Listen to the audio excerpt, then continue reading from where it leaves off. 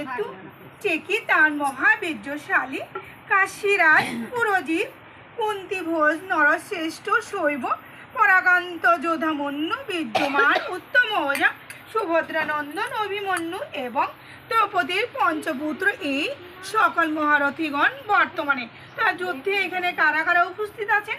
এখানে যুদ্ধে উপস্থিত আছেন মহারাজ সাত্যকী, বিরাট এবং মহাবীর দ্রুপদ, ধৃষ্টকেতু, চেকিতান মহাবীর্যশালী কাশীরাজ পুরোজিত কুন্তিভোজ নরশ্রেষ্ঠ শৈব পরাকান্ত যোধামন্যু বিদ্যমান উত্তমজা সুভদ্রানন্দন অভিমন্যু এবং দ্রৌপদীর পঞ্চপুত্র এই সকল মহারথীগণ বর্তমানে উপস্থিত। হে দ্বিজগণ, আমাদের সেনা দলের যে সকল সেনাপতি রইয়াছেন তাহাদিগের জানিয়ে রাখুন। আপনার গোচার অর্থে তাহাদিগের নাম বলিতেছি। আপনি নিজ পিতামহ ভীম কর্ণ রণশালী কৃপাচার্য অশ্বত্থামা বিকর্ণ সোমদত্ত পুত্রা ভরিশ্রভা ও জয়দ্রথ। এখানে কি বলেছেন? এখানে আপনি নিজের পিতা, নিজে পিতামহ। এখানে যারা যারা উপস্থিত আছে পিতামহ ভীম কর্ণ রণশালী কৃপাচার্য অশ্বত্থামা বিকর্ণ সোমদত্ত পুত্র ভরিশ্রভা ও জয়দ্রথ, এরা উপস্থিত আছেন যুদ্ধক্ষেত্রে। গুরুদেবের আমার জন্য প্রাণ দিতে প্রস্তুত। এরূপ নানান প্রহণধারী তাহার বশে অসত্যযুক্ত মহারথীর বসিয়া শ্রীকৃষ্ণ অর্জুনের দুটি দিব্য শঙ্খ বাজালেন।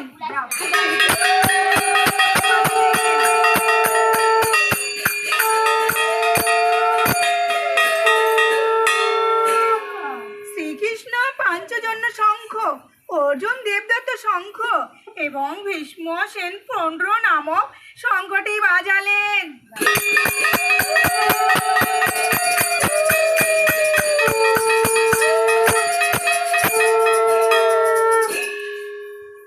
হে রাজন, কুন্তিপুত্র রাজা যুধিষ্ঠির অনন্ত বিজয়ী নকুল সুঘোষ এবং সহদেব মণি পুষ্পক নামক শঙ্খ বাজাইলেন।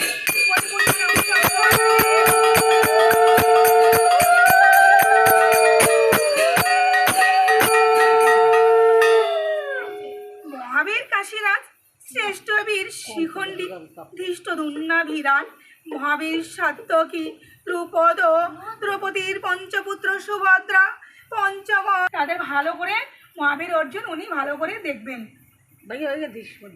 সঞ্জয় বলিলেন, হে রাজন, অর্জুনের কথা মতো শ্রীকৃষ্ণ উভয় সৈন্যদলের মধ্যে শ্রেষ্ঠ রথটি স্থাপন করিয়া বলিলেন, হে অর্জুন, ওই দেখো ভীম দ্রোণ প্রভৃতি পুরোযোদ্ধাগণ যুদ্ধক্ষেত্রে উপস্থিত।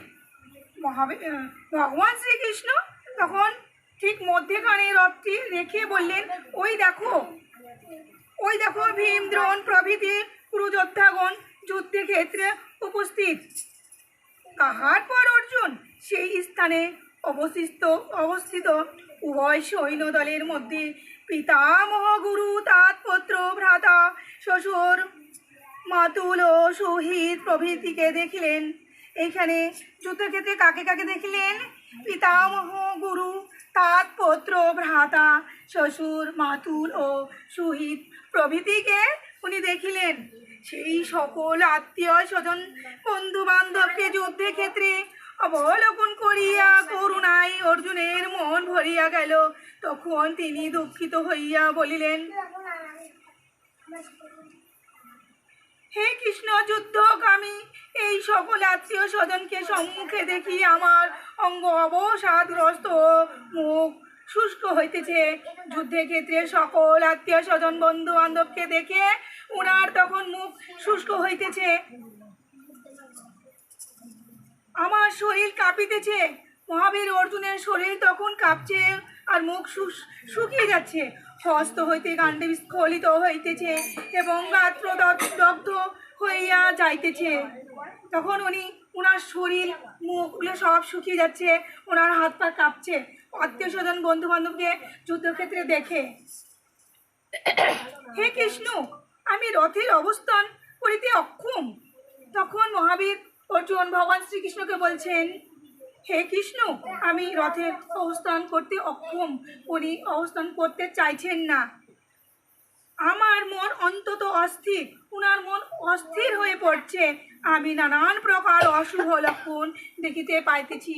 মহাবীর অর্জুন উনি অশুভ লক্ষণ দেখতে পাইতেছেন। যুদ্ধের আত্মীয় স্বজনকে বধ করিয়া কোনো শ্রেয় দেখি না।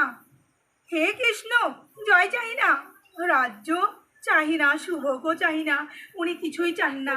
উনি মহাবীর অর্জুন জয় চাহেন না, রাজ্য চাহেন না, উনি শুভগও চাহেন না।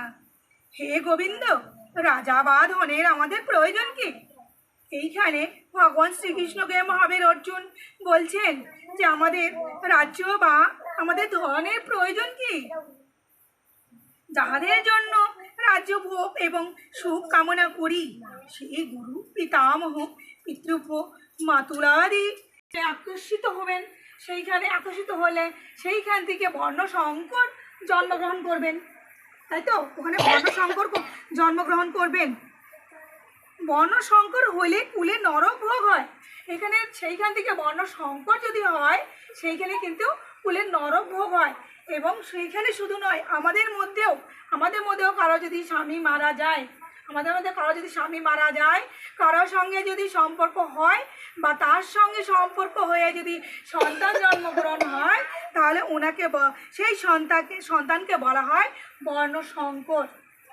সেই সন্তানটা হবে বর্ণসংকর। আর বর্ণসংকর হলে কুল নষ্ট হবে, কুল ভ্রষ্ট হবে, এখানে বলে কুল ক্ষয় হবে, এখানে বলেছেন। সেখানে আবার নরক ভোগও হবে। আর তাহাদের পুরুষগণদের জলপিণ্ড লোপ পাওয়া নরকের পতিত হয়। সেই সন্তান তার পিতৃর মুখে জল দিতে পারবে না। কুলগ্নকারীদের বর্ণ সংকরে দোষের সনাতন জাতি ধর্ম ও কুলধর্ম সব নষ্ট হয়। হে জনার্দন, আমরা গুরুর মুখে শুনিয়াছি যে যাহাদের কুল ধর্ম নষ্ট হয় তাহাদের নিশ্চয় নরকে বাস করিতে হয়। করতে উনি চাইছেন না, উনি বারবার ভগবান শ্রীকৃষ্ণকে মহাবীর অর্জুন বোঝাচ্ছেন। আমি নিজেকে বাঁচাবার কোনো চেষ্টা করিব না। যুদ্ধক্ষেত্রে মহাবীর অর্জুন উনি নিজেকে বাঁচানোর কোনোই চেষ্টা করবেন না, অথবা অস্ত্র উনি ধরিবেন না। আমাকে এই অবস্থায় দুর্যোধনাদি কৌরব যদিও বধ করে, তাহাও আমার পক্ষে মঙ্গল। উনি বধ হবেন, তবু ওনার পক্ষে মঙ্গল, তবু উনি যুদ্ধ করবেন না। সঞ্জয় বলিলেন, অর্জুন এই কথা বলিয়া সখী ব্যাকুলিত হইয়া ধনুর্বাণ ত্যাগ করিয়া রথের উপর বসিয়া পড়িলেন। সঞ্জয় তখন বলিলেন, অর্জুন এই কথা বলিয়া শোকে ব্যাকুলিত হইয়া ধনুর্বাণ ত্যাগ করিয়া রথের উপর বসিয়া পড়িলেন। উনি যুদ্ধ করতে চাইছেন না, উনি ধনুবাণ ত্যাগ করে দিয়ে উনি ব্যাকুলিত হয়ে উনি রথের উপর বসিয়া পড়িলেন। তো প্রথম অধ্যায় এই পর্যন্তই ছিল। এখন হ্যাঁ, যুদ্ধ অবধি। আবার যদি কোনো দিন করতে চাও, যুদ্ধের পরের থেকে শুরু হবে। হ্যাঁ, ঋষি বলিলেন, হে সুত, পুরাকালে নারায়ণ ক্ষেত্রে বসিয়া মহামণি ব্যাস আপনার নিকট গীতা মাহাত্ম্য যেরূপ করিয়াছিলেন, তাহাই আপনি কৃপা করিয়া আমার কাছে বলুন। ঋষি বলিলেন সুতকে গীতার মাহাত্ম্য উনি কৃপা করে উনি শুনতে চেয়েছেন। সুতো সুতো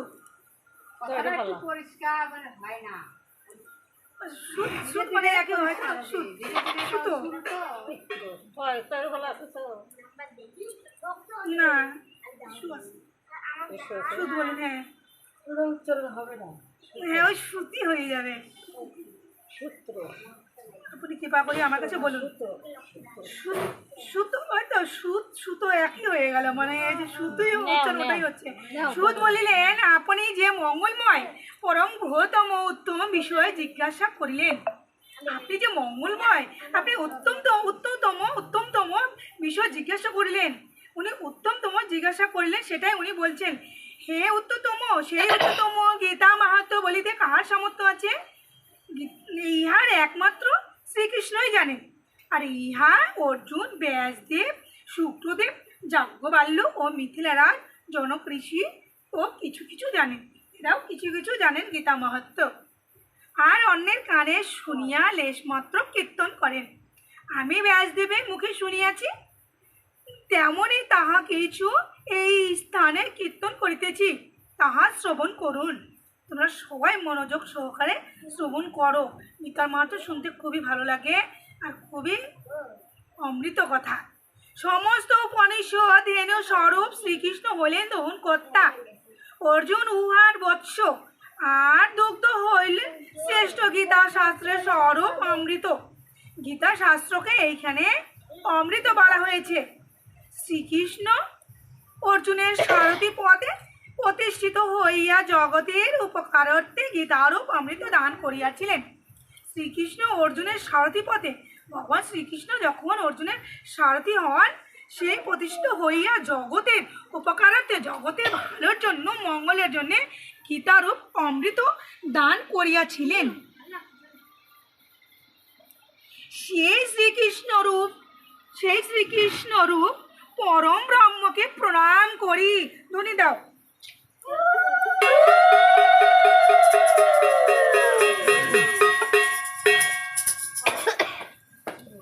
সংসারূপ সাগর উত্তীর্ণ হওয়া বড় শক্ত, সেই নর ইচ্ছা করেন তিনি গীতারূপ নৌকা লইয়া অনায়াসে পার হইতে সমর্থ হন। যে মূর ব্যক্তি পুন পুন অভ্যাস যোগে গীতা জ্ঞান প্রাপ্ত না হইয়া মোক্ষ লাভে ইচ্ছা করিবেন, সেই বাল্যকের ন্যায় হাস্যস্পদ হয়। যাহারা দিবানিশি গীতা পাঠ বা শ্রবণ করেন, তাহারা মনুষ্য নহে, নিশ্চয় দেবতা, ইহা জানিবে। এইখানে যাহারা দিবানিশি দিনরাত্রি যাহারা গীতা পাঠ শ্রবণ করেন, তারা মনুষ্য নহে, নিশ্চয় দেবতা। এখানে বলেছেন গীতা জ্ঞানকে অবলম্বন করিয়া শ্রীকৃষ্ণ অর্জুনের নিকট জ্ঞান শাস্ত্রের সগুণ ও নির্গুণ ব্রহ্মের তত্ত্ব জ্ঞান বলিয়াছেন। গীতা অষ্টাদশ অধ্যায়ে সোপাং ভক্তি ও ভক্তির দ্বারা বিকশিত এইরূপ ক্রমে ক্রমে প্রেম ভক্তি আদি কর্ম সকল উঠিয়া চিত্তশুদ্ধি হইয়া থাকে। সাধু ব্যক্তির গীতারূপ পবিত্র জলাশয়ে স্নান করিলে সংসারের সর্বপাপ দূর হয়। আর যাহারা শ্রদ্ধাহীন, তাহাদের পক্ষে হস্তি স্নানের ন্যায় যে গীতা পাঠ বৃথা হইয়া থাকে। যে ব্যক্তি গীতা পঠন ও পাঠন জানে না, সে ব্যক্তি নরলোকে যে কর্ম করে তাহার সবাই বৃথা হয়। যে ব্যক্তি গীতা পঠন ও পাঠন জানে না, যে করে নরলোকে যে কর্ম করা হয় তার সবই বৃথা। সুতরাং যে গীতা মাহাত্ম্য জানে না, তাহার অপেক্ষা অধমার কেহই না। যে গীতার যে মাহাত্ম্য যে জানে না, তাহার অপেক্ষা অধমার কেহই না। তাহার মানব দেহ বিজ্ঞান ও উচ্চ বংশে জন্ম ও সচরিত্রে দিক। আর মানব যে দেহটা যে জন্ম নিয়েছে, যে মানব দেহটা বিজ্ঞান ও উচ্চ বংশে, সে যতই উচ্চ বংশে জন্ম হোক না কেন, সচরিত্রে যতই ভালো চরিত্র হোক না কেন, তার দিক মানে ধিক্কার, মানে সব কিছুতে ওনার ধিক্কার। যার গীতা জ্ঞান নেই, যে গীতা অর্থ জানে না, তাহার অপেক্ষা অধম আর কেহই নাই। তাহার সচরিত্রে ধন সম্পদে গৃহাশ্রমে ধিক। যে গীতা শাস্ত্র জানে না, তাহার অপেক্ষা অধম আর কেহই নাই। তাহার পারদ্যেধিক কর্ম প্রতিষ্ঠা পূজা দান মান ও মহত্যাধিক। তাহার সব কিছুতেই ধিক্কার, মানে কোনো কিছুতেই সে ফল পাবে না, যার গীতা শাস্ত্রে মন নেই। যাহার গীতা শাস্ত্র মন নাই, তাহার সবই নিষ্ফল। পণ্ডিতরা এই কথা বলিয়া থাকেন, তাহা তিনি সিদ্ধি লাভ করিয়া থাকেন। সিদ্ধি লাভ করতে গেলে কোথায় কোথায় করতে হবে? সিদ্ধিপীঠে, শালগ্রাম, শিলায়, অন্য শিলাময় দেবস্থানে, সৎসময়, যজ্ঞকালে হরিভক্তের নিকটে গীতা পাঠ করেন। তিনি সিদ্ধি লাভ করিয়া থাকেন। যিনি প্রতিদিন গীতা পাঠ বা গীতা পাঠ শ্রবণ করেন, দক্ষিণার সহিত অশ্বমেধাদি যজ্ঞ তাহার হইয়া যায়। যিনি প্রতিদিন গীতা পাঠ করবেন বা শ্রবণ করবেন প্রতিদিন, তার একটা যজ্ঞ, অশ্বমেধাদি যজ্ঞ তাহার হইয়া যায়, যজ্ঞ সমান তার ফল হয়। যিনি পরম গীতার্থ শ্রবণ করেন বা কীর্তন করেন বা অপরকে শ্রবণ করান, তিনি পরম পদ লাভ করিয়া থাকেন। যিনি পরম গীতার্থ শ্রবণ বা কীর্তন করেন, তিনি পরম পদ লাভ করিয়া থাকেন। যিনি ভক্তি ও যত্ন করিয়া শাস্ত্রবিধি অনুসারে গীতা পুস্তক অপরকে দান করেন, তাহার ভাজ্য প্রিয়তম হয়।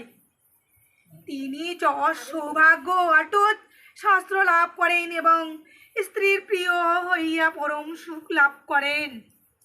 যে গৃহে গীতা অর্চনা হয়, সেই স্থানে অভিচারজনিত দুঃখ বা অভিশাপজনিত কষ্ট তাহার নিকট আসিতে পারে না। যে স্থানে ত্রিতাপজনিত দুঃখ হয় না অথবা কোনো ব্যাধিও হয় না, সেই স্থানে পাপ দুর্গতি নরক ভয় কিছুই হয় না। গীতা পাঠ করলে এই সমস্ত সংকট থেকে সকলেই আমরা মুক্তি পাব। যিনি প্রতিদিন গীতা অর্চনা করেন, তাহার শরীরে কখনো ফোড়া প্রভৃতি চর্মরোগ হয় না। তিনি কৃষ্ণপক্ষে দাস্য লাভ এবং একনিষ্ঠা ভক্তি লাভ করেন। যিনি প্রতিদিন গীতা অর্চনা করবেন, কৃষ্ণপদে দাস্য লাভ এবং একনিষ্ঠা ভক্তি লাভ করেন। যিনি সতত গীতা পাঠ মানব দেহে এবং মৃত্যুর পরেও সর্বদেবতা ঋষি ও যোগীরা বাস করিয়া তাকে রক্ষা করিয়া থাকেন। যেখানে গীতা পাঠ করা হয়, নারদ, ধ্রুব প্রভৃতি ভক্তদের সহিত বালক কৃষ্ণবেশী গোপাল সেখানেই শীঘ্রই সহায় হইয়া থাকে। যেখানে গীতা পাঠ করা হয়, যেখানে গীতা পাঠ করা হয়, কারা কারা আসে?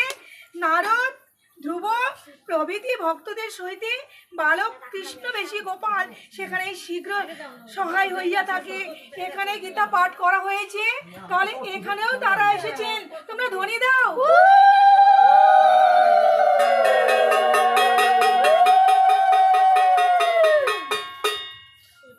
যে স্থানে গীতা বিষয়ে আলোচনা, পঠন ও পাঠন হয়, সেই স্থানে ভগবান শ্রীকৃষ্ণ নিজের শ্রীমতী রাধারানীর আনন্দে ক্রীড়া করিয়া থাকেন।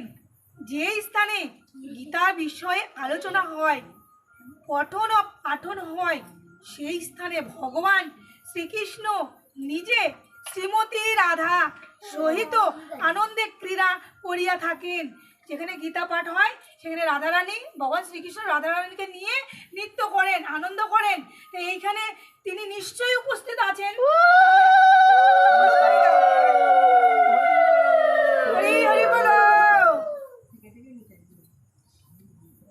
ভগবান শ্রীকৃষ্ণ বলিয়াছেন, হে অর্জুন, গীতা আমার হৃদয়, গীতা আমার সার পদার্থ, গীতা আমার শ্রেষ্ঠ জ্ঞান, গীতা আমার অব্যয় জ্ঞান, গীতা আমার উত্তম স্থান, গীতা আমার পরম পদ, গীতা আমার পরম গৃহ, গীতা আমার পরম গুরু, গীতা আশ্রয়ে আমি থাকি।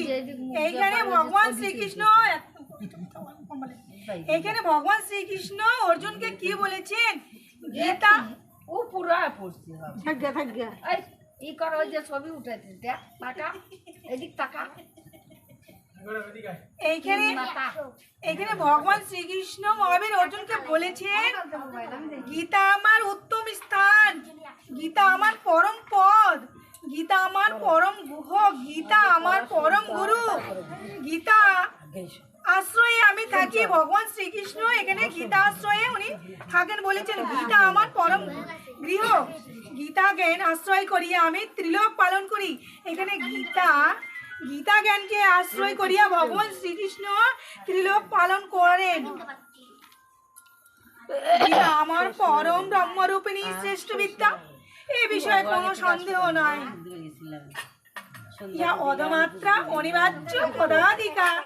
হে অর্জুন, গীতা নাম সমূহ শ্রবণ করো। এই নামগুলি কীর্তনে তৎক্ষণাৎ সর্বপাপ দূরে যায়। সবাই বলবে নামগুলো। গীতা, গঙ্গা, সাবিত্রী, সীতা, সত্তা, পতিব্রতা, ব্রহ্মবলী, ব্রহ্মবিদ্যা, ত্রিসন্ধ্যা, মুক্তিকাহিনী, পদমাত্রা, চিদানন্দা, ভবগ্নি, ভ্রান্তিনাশিনী, বেত্রয়ী, পরমানন্দা তথা জ্ঞান মঞ্জুরি। গীতার এই নামগুলি কয়েকটি যিনি স্থির করিয়া একাগ্র চিত্তে জপ করিবেন, তিনি নিত্য জ্ঞান সিদ্ধি লাভ করেন এবং সেইভাবে অন্তে পরম পদ লাভ করিয়া থাকেন। সম্পূর্ণ গীতা পাঠ করিতে না পারিলে যদি ইহার অর্ধাংশ মাত্র পাঠ করা হয়, তাহা হলে গোদাংজনিত পুণ্য লাভ হয়, ইহাতে কোনো সংশয় নাই। গীতার 3 ভাগের 1 ভাগ পাঠ করিলে সেই ব্যক্তির সোমযোগের ফল লাভ হয় এবং 6 ভাগের 1 ভাগ পাঠ করিলে তাহার গঙ্গা স্নানের ফল লাভ হয়। যিনি নিত্য গীতা 2 অধ্যায় পাঠ করেন, তিনি ইন্দ্রলোকে গমন করিয়া এক কল্পকাল নিশ্চয় তথায় মহানন্দে বাস করিয়া থাকেন। যিনি নিত্য গীতা 2 অধ্যায় করে পাঠ করবেন, তিনি ইন্দ্রলোকে গমন করিয়া এক কল্পকাল নিশ্চয় তথায় মহানন্দে বাস করিয়া থাকেন। ইন্দ্রলোকে প্রতিদিন 2 অধ্যায় করে পাঠ করিলে তিনি ইন্দ্রলোকে গমন করিয়া কল্পকাল নিশ্চয় মহানন্দে ইন্দ্রলোকে মহানন্দে বাস করিয়া থাকেন। যিনি প্রত্যক্ষ 1 অধ্যায় করিয়া ভক্তিযুক্ত মনে গীতা পাঠ করেন, তিনি রুদ্রলোকে যাইয়া ভগবান শিবের অনুচর হইয়া বহুকাল তথায় বাস করেন। তোমরা সবাই কোথায় বাস করবে? কোথায়? ভগবান ইন্দ্রলোকে করবে, না শিবের কাছে করবে, না বিষ্ণুলোকে করবে, না নরকে করবে? কোথায় করবে তোমরা? না নরকে করবে? তাহলে কি করতে হবে? 2 অধ্যায় করে পড়তে হবে। 2 অধ্যায় করে গীতা পড়লে তোমার ইন্দ্রলোকে গমন, আর 1 অধ্যায় করে পড়লে প্রতিদিন শিবের এইখানে রুদ্রলোকে যাইয়া ভগবান শিবের অনুচর হইয়া বহুকাল তথায় বাস করেন। শিবের ওখানে যাবে। যিনি প্রতিদিন গীতা অধ্যায় বা 4 ভাগের 1 ভাগ পাঠ করেন, তিনি সূর্যলোকে যাইয়া শত মনন্তর কাল তথায় অবস্থিত করেন। এইখানে 2 অধ্যায় করতে বলেছে। 2 অধ্যায় না করলে 1 অধ্যায়, 1 অধ্যায় না করলে এখানে 4 ভাগের 1 ভাগ, তাহলে উনি সূর্যলোকে যাইবেন। যিনি প্রতিদিন গীতার 10, 7, 5, 4, 3, 2, 1 বা অধিক শ্লোক পাঠ করেন, তিনি চন্দ্রলোকে যাইয়া আয়ুত বৎসর তথায় বাস করিয়া থাকেন। 10, 7, 5, 4, 3, 2, 1 বা অর্ধেক। আর কত সহজ করে দেবে বলো? এইখানে কত সহজ করে দিবে, তাও তোমরা পড়তে চাও না ভাই। তাহলে এইখানে চন্দ্রলোকে যাইয়া আয়ুত বৎসর তথায় বাস করিয়া থাকেন, অর্ধেক শ্লোকও পড়লেও ঠিক আছে। এখানে চন্দ্রলোকে যাইবে তোমরা, তাহলে আর নাহলে নরকে যেতে হবে। তোমরা তো নরকে যাবো না, তাহলে এই কাজগুলো করতে হবে, প্রতিদিন গীতা পাঠ করতে হবে। যিনি গীতার অর্ধেক 1/4 বা 1টি শ্লোক স্মরণ করিতে করিতে দেহত্যাগ করেন, তিনি পরম পদ লাভ করিয়া থাকেন। মৃত্যুর সময় একটি শ্লোক তিনি যদি স্মরণ করিতে করতে দেহত্যাগ করেন, পরম পদ লাভ করিয়া থাকেন। সেই সময়টা তো সবার হয় না। মৃত্যুর সময় কারো মুখ বন্ধ হয়ে থাকে, কেউ হট করে মরে যায়, কেউ হয় না, যা করার আগেই করা লাগবে। হ্যাঁ, তারপরেও এখানে বলে দিয়েছে, এবার আরও আছে, সেই সময় চোখে দেখে না, কানে শোনে না, মুখ বন্ধ হয়ে যায়, অনেক রকম সমস্যা দেখা দেয়, আর সেই বাড়ায় না, তার আগেই করতে হবে। যিনি মৃত্যুকালে গীতা অর্ধ পাঠ বা শ্রবণ করেন, তিনি মহাপাপী হলেও মুক্তির অধিকারী হয়েন। যিনি মৃত্যুকালে গীতার অর্থ বা অর্থ পাঠ বা শ্রবণ করেন। এখানে দেখো বলে দিয়েছে মৃত্যুর সময় যখন কিছুই তুমি যখন করতে পারবে না তাহলে তাকে শ্রবণ করাবেন। তা পুস্তক সঙ্গে করে যিনি গীতা পুস্তক সঙ্গে করিয়া প্রাণ ত্যাগ করেন তিনি বৈকুণ্ঠে যান। বৈকুণ্ঠে যিনি গীতা পুস্তক সঙ্গে করিয়া প্রাণ ত্যাগ করেন তিনি বৈকুণ্ঠে যান। মৃত্যুর সময় যে যার মৃত্যু যে সময় আসবে তিনি তার কিন্তু সেই সময়টা কিন্তু শোনা থাকবে না, অন্যজনকে খেয়াল করতে হবে। অনেক সময় দেখা যায় আমাদের চোখের সামনে তিনি এই মৃত্যুবরণ মানে মৃত্যু হবে, এখন মৃত্যু, সেই সময়ে তাকে গীতা পুস্তক দিতে হবে, তাহলে উনি হ্যাঁ পরম পদ লাভ করবে।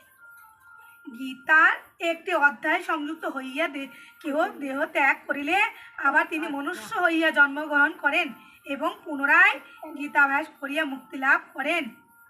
আর সেই সময়ে যদি কিছুটা গীতা পাঠ করে দেওয়া হয় তিনি মানুষ হয়ে আবার জন্মগ্রহণ করবেন। এইটা যেন সবার মনে থাকে, কার কখন কোন মুহূর্তে কে কখন কার আপনার সময় আমারও প্রাণ যেতে পারে, তাই কি না? তো ওই সময়টার সবাইকে খেয়াল রাখতে হবে, গীতাটা দান দিতে হবে। আর হচ্ছে শ্লোক কিছুটা এক অধ্যায় হোক বা এক পাতা হোক দুই পাতা হোক ওটা পড়ে শুনে দিতে হবে, তাহলে উনি আবার মানুষ হয়ে জন্ম নেবেন। গীতা গীতা এই শব্দ উচ্চারণ করো তো, যার মৃত্যু হয় তাহার সদ্গতি লাভ হয়। ওই টাইমটাতে ওই সময়টাতে যখন মৃত্যুর সময় তখন উনি তখন তো হচ্ছে এই আসে ওই পুণ্যি করলে ভগবানের রথ আসে, আর পাপে পরিপূর্ণ থাকলে তখন যমরাজ আসে। তখন ওই সময়টাতে ওই গীতা মুখে আসে না, ওই সময়টাতে আসে না, আর যদি আসে সেটাতেও বড় সৌভাগ্য দিতে হয় না। 100 গীতা দান করেন তিনি ব্রহ্মলোকে যান, আর তাহাকে জন্মগ্রহণ করিতে হয় না। ব্রহ্মলোকে যাবেন, তাহাকে আর জন্মগ্রহণ করতে হবে না, উনি ব্রহ্মলোকেই থাকবেন। 100 গীতা, বেশি না, 100 গীতা, 5000 টাকাও লাগবে না। একটা গীতার দাম 6 থেকে 7 টাকা দাম। একবারে না পারা যাবে, তুমি থেমে করো 100 গীতা। ওটা তাহলে ওই তো নরক ভোগ করতে হবে। একটা প্রত্যেক পুজোতে কেউ 5000 7000 10,000 টাকা দিয়ে শাড়ি নিচ্ছে, তাই কি না? আমরা তাই তো নেই, পয়লা বৈশাখে শাড়ি নেই, পূজাতে শাড়ি নেই, বছর 3-4 বার শাড়ি নেই, তাই তো নেই?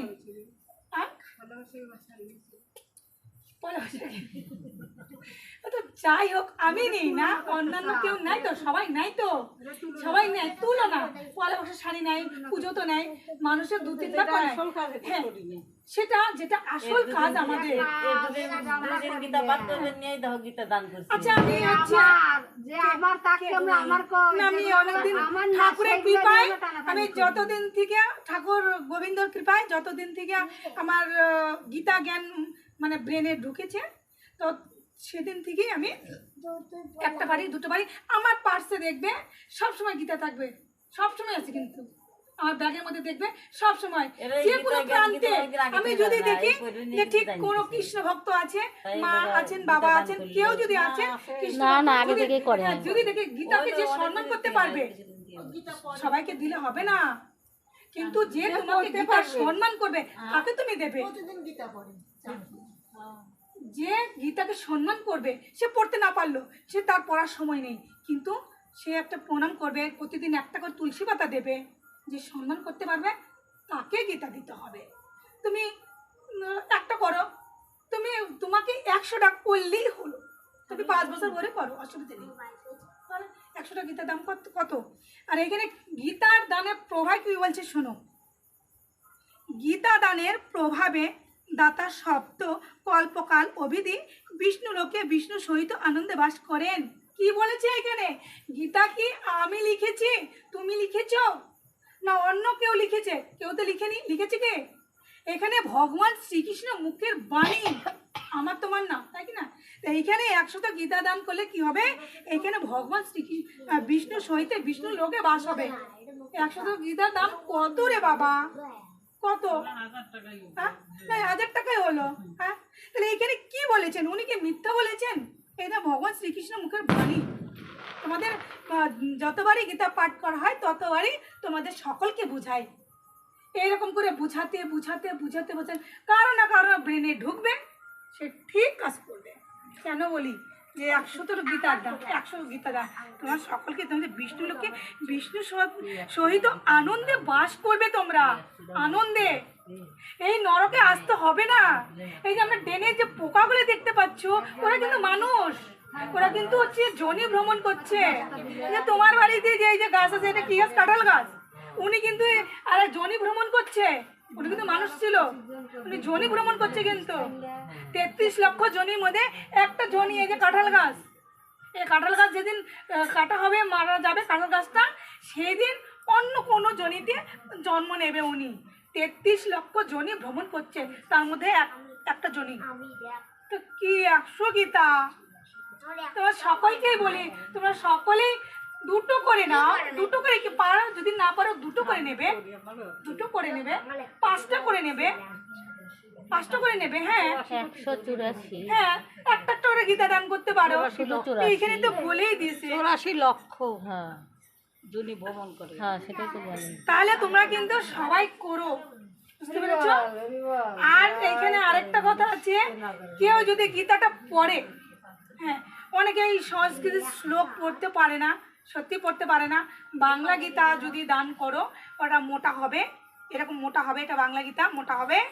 আর হচ্ছে তোমার যদি দান করো কাউকে, উনি যদি গীতা পাঠ করেন, উনার তো মনে করো যে উনার তো পুণ্যপ্রাপ্ত হবেই। আর যে দান করবে ওখান থেকে তারও চলে আসবে, বুঝতে পারছো? এখানে ভাগবতে বলেছে, আমি শুনেছি যে গীতা দান করলে পরে, কেউ যদি গীতা পড়ে, এটা যে তুমি তো তোমার উপরে লিখেই দেবে, আর ওখান থেকে তোমার যে দিয়েছে তোমাকে তারও ভাগ চলে যাবে। দেহ ধারণ করেছি, মানুষ দেহ ধারণ করিয়া যিনি অমৃত রূপিণী গীতা গ্রন্থ, অমৃত গীতা গ্রন্থ শ্রবণ বা পাঠ করেন না, তিনি হস্ত হইতে অমৃত ত্যাগ করিয়া বিষ ভক্ষণ করেন। যিনি গীতা শুনবেন না, গীতা পাঠ করবেন না, তিনি অমৃত, গীতাকে বলা হয়েছে অমৃত, এই অমৃত ত্যাগ করে উনি বীজ ভক্ষণ করবেন। তাহলে আমরা যদি যদি পাঠ না করতে পারি, তাহলে শ্রবণ করবো, তাই তো? আর শ্রবণ করতে যদি না পারি, তাহলে পাঠ করবো, কিছু তো একটা করতে হবে। সংসার দুঃখে পীড়িত ব্যক্তি গীতার জ্ঞান লাভ করিয়া তবে সে গীতা অমৃত পান করিয়া ভক্তি লাভ করিয়া সুখী হন। সংসারে ভাত খাবে তো ভাত দাও, ভাত দিব কত রাতে 10টা বাজে, কেবল তো 8:30টাই বাজে। ভাত খাও, বাইরে খাও, বাইরটা শুইয়া যা। এক জায়গায় আসে, আমি দেরি করবো, কত রাতে এক জায়গায় থাক। এক জায়গায় থাক। যে স্থানে থাকিয়া যদি কেহ তাহা শ্রবণ না করে, তবে সেই বহু জন্ম শকুর জনে প্রাপ্ত হইয়া থাকে। চুরি করিয়া যে ব্যক্তি গীতা গ্রন্থ আপন গৃহে আনে, তাহার সব ফলই বৃথা হয়। সংসারে এবং গীতা পাঠেও কোনো ফল হয় না।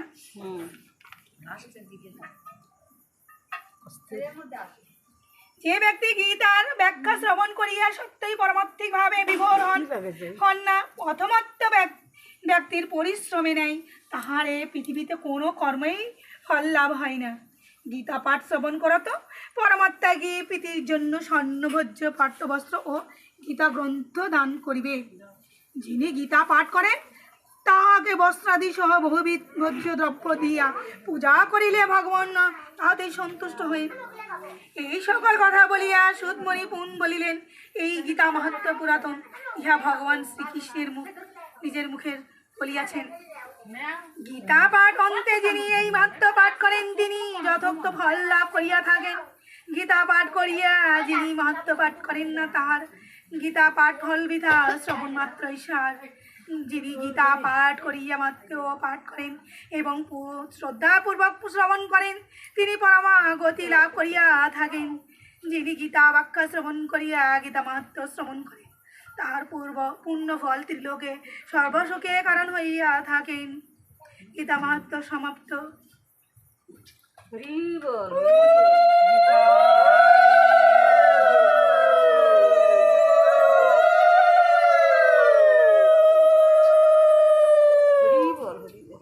একটুর জন্য লাস্ট থেকে সেরা লাগবে না ভালো তো। কেন ভালো হয়েছে? না না ভালো লাস্টের হয়েছে। দিকে ও সেই তো লাস্টের দিকে কারো ধৈর্য নাই। হ্যাঁ ধরতে না এই যে বুঝানো চাইতেছে তোমরা জব যারা পারো তো জব যারা। তো অল্প একটু তো। সবই তো বোঝাইছি, খালি এক কথা। ঠিকই আছে যেখানে কৃষ্ণ আছে কৃষ্ণ কৃষ্ণ কাঠে বসে না এই কি